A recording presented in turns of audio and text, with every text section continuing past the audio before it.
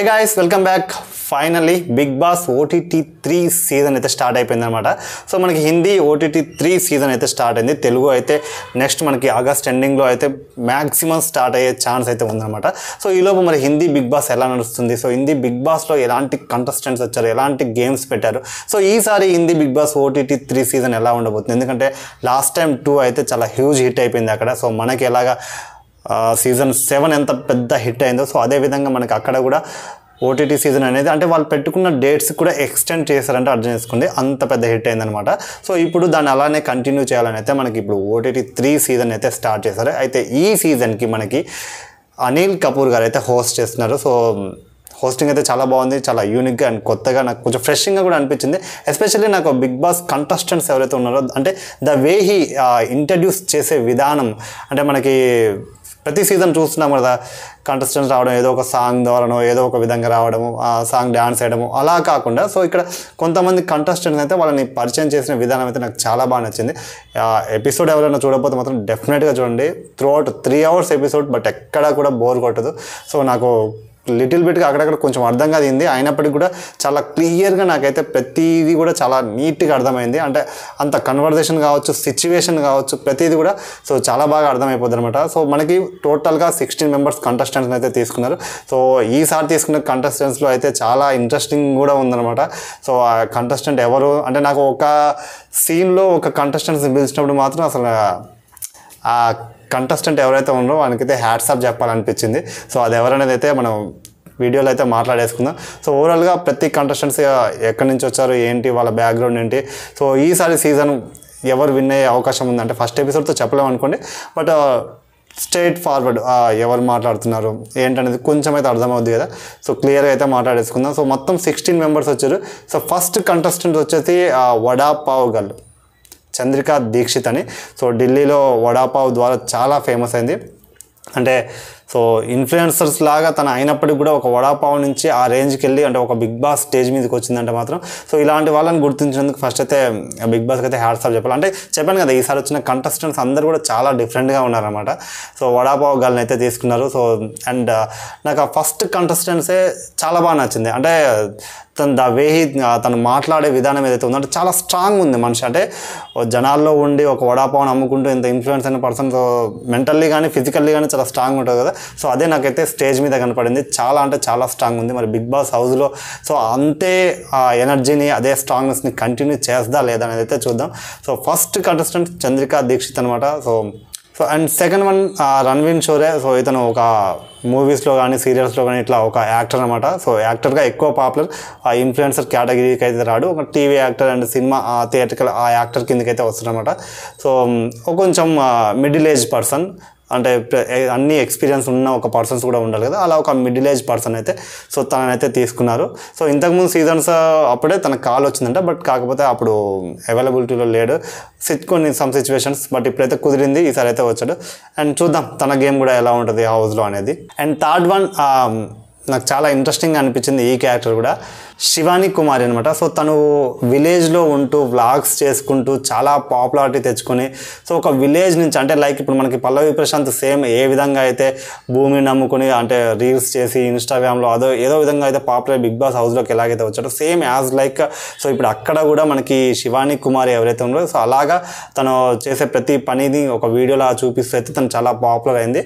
So ఒక lady పల్లవి ప్రశాంత్ అనుకోవచ్చు తనని, శివాని కుమారిని. సో వచ్చేటప్పుడు తను వాళ్ళ పొలంలో మట్టిని కూడా తీసుకొచ్చింది అండ్ చాలా ఎమోషనల్ అయింది స్టేజ్ మీదకి రాగానే. అంటే ఎక్కడో ఒక విలేజ్లో ఉంటే ఒక సిచ్యువేషన్లో ఉంటే తనకు ఊహించని ఒక ఆఫర్ కదా బిగ్ బాస్ అనేది. సో తను స్టేజ్ మీదకి వచ్చి అనిల్ కపూర్ గారిని చూడగానైతే చాలా అంటే చాలా ఎమోషనల్ అయింది.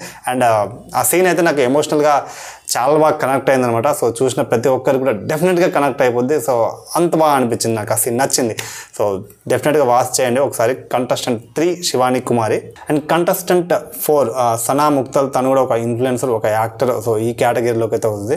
సో తను కూడా కొంచెం ఇంట్రెస్టింగ్గానే ఉంది. అండ్ బిగ్ బాస్ హౌస్లో కొంచెం అంటే కన్నింగ్ అంటారు కదా, సో మేబీ అలాంటి ఒక క్యారెక్టర్ లాగా వెళ్ళొచ్చేమో అనిపిస్తుంది. లెట్స్ సీ, ఫస్ట్ ఎపిసోడ్తో అయితే జడ్జ్ చేయలేము, చెప్పకూడదు కూడా అలాగా. చూద్దాం. ముందు ఎపిసోడ్స్లో తన ఎలా ఉంటుంది గేమ్ ఎలా ఆడుద్ది అనేది. And next 5th and 6th వీళ్ళిద్దరి గురించి చెప్తా. ఒకరు విశాల్ పాండే, ఇంకొకరు లవ్ కటారియా. సో వీళ్ళిద్దరిని కూడా చెప్పాను కదా, ద వే అనిల్ కపూర్ గారు ఇంట్రడ్యూస్ చేసే విధానం ఏదైతే ఉందో, సో అదేవిధంగా వీళ్ళిద్దరిని కూడా స్టేజ్ పైకి పిలిచాడు అనమాట, విశాల్ పాండే అండ్ లవ్ కటారియా. సో విశాల్ పాండేకి వచ్చేసి 9 million followers. So huge fan base, చాలా పెద్ద ఫ్యాన్ బేస్. 9 million అంటే it's not a simple number. So 9 million అంటే అంత పెద్ద ఫాలోవర్స్. అండ్ దాని తర్వాత లవ్ కటారియా, తనకి 1.8 million followers. But 1.8 million followers అయినప్పటికీ సీజన్ 2లో విన్నర్ ఎవరైతే ఉన్నారో, సో ఆ విన్నర్ సపోర్ట్ అయితే లవ్ కటారియాకి ఉంది, ఎందుకంటే తను బాగా ఒక మంచి దోస్తు కాబట్టి. బట్ కాకపోతే ఇక్కడ ఫాలోవర్స్ పరంగా చూసుకుంటే తనకు 9 million అండ్ తనకి 1.8 million. సో వీళ్ళిద్దరిని స్టేజ్ మీదకి పిలిచి, అంటే బిగ్ బాస్ హౌస్లోకి ఎంటర్ కాకముందే వాళ్ళిద్దరి మధ్యలో ఒక చిన్న కాన్ఫ్లిక్ట్ అయితే పెట్టేశారనమాట. సో 9 million గెలుస్తాడా, 1.8 million గెలుస్తాడా, అసలు అంటే ఈ ఫాలోవర్స్ ఉన్నవాడు తోపా, ఈ ఫాలోవర్స్ ఉన్నవాడు తోపా అని ఒక చిన్న డిస్కషన్ అయితే పెట్టారు. అండ్ స్టేజ్ మీదనే ఒక విధమైన వైబ్ వచ్చేసింది వాళ్ళిద్దరికి. బట్ లోపలికి వెళ్ళాక అది లోపల మనసులో అలాగే ఉంచుకుంటారా, ఏం చేస్తారని అయితే చూడాలి. బట్ చాలా ఇంట్రెస్టింగ్ అనిపించింది వాళ్ళిద్దరి ఎపిసోడ్ కూడా, నాకైతే బాగా నచ్చింది అది కూడా. సో చూద్దాం మరి వాళ్ళిద్దరి గేమ్ బిగ్ బాస్ హౌస్లో ఎలా ఉంటుందో. అండ్ బయట అయితే మంచి ఫాలోవర్సే ఉన్నారు, బట్ హౌస్లోకి వెళ్ళాక ఆ ఫాలోవర్స్ ఓట్లు వేస్తారా, ఇంకెవరికైనా ఓట్లు వేస్తారా, మరి ఎనీథింగ్ కెన్ హ్యాపెన్ కదా. And 7th one Deepak Chaurasia. So middle age కన్నా ఇంకొంచెం ఎబో ఏజ్ పర్సన్ అనమాట. సో ఒక జర్నలిస్ట్, మనకి ఇంతకుముందు ప్రీవియస్ సీజన్ ఎలాగైతే జర్నలిస్ట్ని అయితే తీసుకున్నారు, సో అదేవిధంగా ఒక జర్నలిస్ట్ని అయితే తీసుకున్నారు. సో జర్నలిస్ట్ వాళ్ళైతే ఇంకా బాగా జడ్జ్ చేస్తారు కదా ప్రతి క్యారెక్టర్ని కూడా. సో ఇక లోపలికైతే వెళ్ళాడు, మరి ఎవరి క్యారెక్టర్ ఏంటి అనేది జడ్జ్ చేయడానికి అయితే మినిమం 1 week అయితే పడుద్ది. చూద్దాం అతను జర్నలిజం పరంగా ఒక్కొక్కరి క్యారెక్టర్ని ఏ విధంగా జడ్జ్ చేసి ఎలా చెప్తాడో మనకి. And 8th one Sai Ketan Rao. Telugu background కూడా ఉందన్నమాట మనడు, కాకపోతే సెటిల్ అయిన ముంబైలోనే సెటిల్ అయ్యాడు. సో అక్కడే పెరిగి అక్కడే పుట్టాడు, బట్ తెలుగు బ్యాక్గ్రౌండ్ ఉన్న మనిషి. సో తను కూడా చాలా కష్టాలు పడి బీటెక్ చేసి ఎంబీఏ చేసి, సో చాలా కష్టాలు పడ్డాడంట. అండ్ అక్కడి నుంచి ఒక యాక్టర్గా, అంటే ఒక ఇన్ఫ్లుయెన్సర్గా, యాక్టర్గా వెళ్ళి కొంచెం ఫాలోయింగ్ అయితే తెచ్చుకొని ఒక పొజిషన్కి అయితే వచ్చాడు. సో చాలామందికి అయితే సమాధానం చెప్పాలంట, చాలామంది మనల్ని కొంచెం తక్కువ చేయడం, అవమానించి, ఇలాంటి చాలా పడి ఈ స్టేజ్కి అయితే వచ్చాడు. సో హోప్ ప్రతి ఒక్కరికి ఈ బిగ్ బాస్ షోతో అందరికి కూడా ఇచ్చి పడేయాలని అయితే నేను అనుకుంటున్నా. And 9th one మునిషా కతాని. సో ఈమె మునిషా కతాని అంటే వీళ్ళు మన పేక ముక్కలు ఉంటాయి చూసావా, సో వీటిని ఇలాగ అనేసి అందులో నుంచి 1-2 ముక్కలు తీసేస్తే, సో ఆ ముక్కల్ని బట్టి వాళ్ళ క్యారెక్టర్ అయితే జడ్జ్ చేస్తూ ఉంటారు కదా. సో ఆ కేటగిరీ నుంచి అయితే వచ్చింది. సో దాన్ని ఏమంటారంటే టెరాట్ కార్డ్ రీడర్ అని అంటారంట. సో ఈ పదం నేను ఇప్పుడే తెలుసుకున్నా, టెరాట్ కార్డ్ రీడర్ అనేది. అండ్ టెరాట్ కార్డ్ రీడర్ అంటే పేక ముక్కలోని కార్డ్స్ తీసి ఆ కార్డు ముక్కను బట్టి వాళ్ళనైతే జడ్జ్ చేసే విధానం. సో మరి తను పేక ముక్కలతోని జడ్జ్ చేస్తా, లోపలికి వెళ్ళాక మరి వాళ్ళ బిహేవియర్తో ఎలా జడ్జ్ చేస్తుంది, సో ఏం చేస్తుంది అనేది అయితే చూద్దాం. మరి 10th one సనా సుల్తానా. కొంచెం క్యూట్నెస్, కొంచెం అమాయకత్వం. సో చూడగానే ప్రతి ఒక్కరికి నచ్చే విధంగా అయితే తనైతే ఉందన్నమాట. సో అంటే తన అందం, క్యూట్నెస్తో అయితే ఈజీగా గ్రాప్ అయితే చేసుకోగలుగుతుంది. అండ్ మాట్లాడే విధానం కావచ్చు, చాలా క్యూట్గా ఉంది, చాలా కొత్తగా ఉంది. సో మంచి కవిత్వాలు కూడా బాగా చెప్తుందన్నమాట. సో మరి ఎంతమందిని తన వైపుకు తిప్పుకుంటుంది, ఎంతమందిని తన ఫాలోవర్స్గా ఇంకా పెంచుకుంటుందో, బిగ్ బాస్ హౌస్లో తన గేమ్తో ఏ విధంగా మెస్మరైజ్ చేస్తుందో చూడాలి. మరి బాగుంది. స్టేజ్ మీద అయితే గుడ్ లుకింగ్, టాకింగ్ కూడా చాలా ఇంట్రెస్టింగ్గా చాలా బాగా చెప్పింది. అంటే తను చెప్పే ఏదైతే కవిత్వాలు అంటారు కదా, సో అవి హిందీలో బాగుంది. మరి బిగ్ బాస్ హౌస్లో అలాంటి కవిత్వాలతో మనం ఇంకా ఎంటర్టైన్ చేయాలని అయితే కోరుకుంటున్నా. అండ్ 11th one నేను స్టార్టింగ్లో చెప్పాను కదా, చాలా ఇంట్రెస్టింగ్ క్యారెక్టర్ ఒకటి బిగ్ బాస్ హౌస్లోకి వచ్చిందని చెప్పి. So 11th one Harman Malik.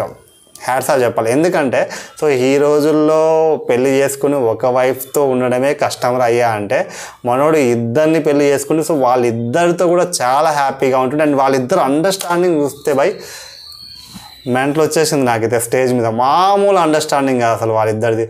So Harman Malik bye, నీకైతే టేకే బో. సో చాలా ఇంట్రెస్టింగ్గా అనిపించింది నాకు ఈ క్యారెక్టర్. అంటే నార్మల్గా ప్రతి ఇంట్లో ఒక వైఫ్ అండ్ హస్బెండ్ ఉంటేనే పిచ్చి గొడవలు వస్తుంటాయి, ఒక రచ్చలు లేపుతారు. సో అలాంటిది ఇద్దరు పిల్లల్ని చేసుకున్నప్పుడు ప్రతి ఒక్కరికి అరే అమ్మ వీడు ఎలారా ఇద్దరు చేసుకుని ఉంటున్నాడు అన్న డౌట్ అయితే వచ్చింది కదా. సో వాళ్ళని ఇప్పుడు వాళ్ళ మధ్య బాండింగ్ని, వాళ్ళ రిలేషన్షిప్ని, వాళ్ళు ఏ విధంగా కలిసి ఉంటున్నారు అనేది మనకి బిగ్ బాస్ హౌస్లో అయితే చూపించబోతున్నారు అనమాట. ఐ థింక్ చాలామంది కూడా ఇంట్రెస్టింగ్ క్యారెక్టర్ ఏదైనా ఉందంటే డెఫినెట్గా ఇదే ఉంటుంది. సో ఇంతకన్నా క్రేజీ న్యూస్, క్రేజీ అయితే వేరే ఏమి ఉండదు కదా. సో యా చూద్దాం మరి అర్మాన్ మాలిక్ బాయ్ నువ్వు ఏ విధంగా మేనేజ్ చేస్తున్నావు అనేది చూద్దాం. బట్ ట్విస్ట్ ఏంటంటే ఇంకా ఇక్కడ బెడ్ షేరింగ్ ఉంటుంది కదా, బట్ ఒక్కరితో బెడ్ షేరింగ్ చేసుకోవాలి. సో ఇద్దరు మాత్రమే ఉంటారు. సో మనోడు ఇద్దరిని తీసుకొని వచ్చిండు, బట్ ముగ్గురు ఒకే బెడ్ మీద ఉండడానికి లేదు కదా. సో అలాంటప్పుడు ఆటోమేటిక్గా ఒకరితో ఉన్నప్పుడు ఇంకొకరికైతే జెలస్ ఒక ఫీల్ అయితే వచ్చేస్తుంది. సో దాని ద్వారా వాళ్ళ పర్సనల్ లైఫ్ ఎఫెక్ట్ అయ్యే ఛాన్స్ కూడా ఉంటుంది. మరి దాన్ని ఏ విధంగా మేనేజ్ చేస్తారు అనేది చాలా ఇంట్రెస్టింగ్ క్వశ్చన్. మరి ఇది లెట్స్ సీ, చూద్దాం. ఫస్ట్ డేనే కదా, ఏం జరుగుద్దో. సో 11th వన్ అని చెప్పాను కదా, 11th, 12th, 13th ముగ్గురు కదా. సో ముగ్గురు అయిపోయారు. And 14th one Neeraj Goyal boxing కేటగిరీలో అయితే వచ్చాడు. అండ్ క్వైట్ ఇంట్రెస్టింగ్ క్యారెక్టర్ మనోడిది కూడా. So and the way talking కొంచెం ఫన్ కూడా జనరేట్ అవుతుంది. సో యా చూద్దాం మరి బిగ్ బాస్ హౌస్లో ఎలా ఉంటుంది ఏందనేది అయితే. 14th కంటెస్టెంట్ నీరజ్ గోయల్ అనమాట. అండ్ 15th వన్ వచ్చేసి నజీర్ ర్యాపర్. సో చాలా ఫేమస్, మంచి మంచి సాంగ్స్ ఉన్నాయి అతని. సో ఇప్పుడు బిగ్ బాస్ హౌస్లోకి వచ్చాడు కూడా, డెఫినెట్గా ఇంకా ఆ సాంగ్స్ అనేవి ఇంకా పాపులర్ అవుతాయి, ఇంకా మంచి క్రేజ్ అయితే వస్తుందన్నమాట. సో మరి బిగ్ బాస్ హౌస్లో మనకి ఎలాంటి ర్యాప్ సాంగ్స్ పాడి ఎలా ఎంటర్టైన్ చేస్తాడు, సో అందరితో ఏ విధంగా ఉంటాడు అనేది అయితే చూద్దాం మరి. And 16th one Pulomi Das, తను కూడా కొంచెం ఇంట్రెస్టింగ్గా ఉంది. అండ్ కొంచెం క్రేజీ అంటే ద ఐ పవర్ కావచ్చు, కొంచెం లుకింగ్ కావచ్చు, కొంచెం సెక్సీగా ఉందని కొంచెం చెప్పవచ్చు.